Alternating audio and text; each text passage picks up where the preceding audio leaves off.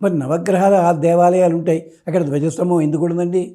అక్కడ ఉన్నది ఒక్కటే విగ్రహం కాదు, 9 విగ్రహాలు. ఎక్కడైనా ధ్వజస్తంభం ఉందంటే ఒక్క విగ్రహం ఉండాలి.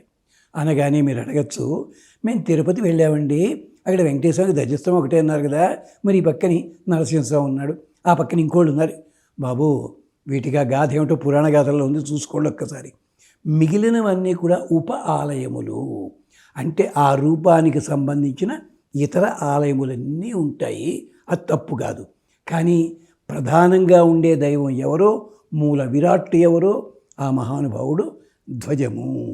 ఈ ధ్వజాన్ని గురించి మనకి ఒకసారి టీటీడీ ఈవో గారు, పెద్ద ఆయన ప్రసాద్ గారు, అద్భుతమైన వ్యాసం, ఒక 20 వ్యాసాలు రాసిపెట్టారు.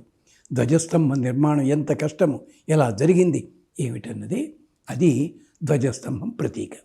ఆ ధ్వజస్తంభం యొక్క నీడ ఎంతవరకు పడుతుందో అక్కడ నివాస స్థలాలు ఉండడానికి వీల్లేదు.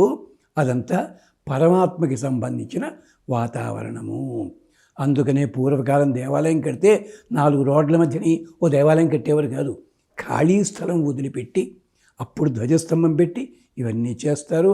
అంతేకాదు ఇంకా చాలా పనులు ఉంటాయి.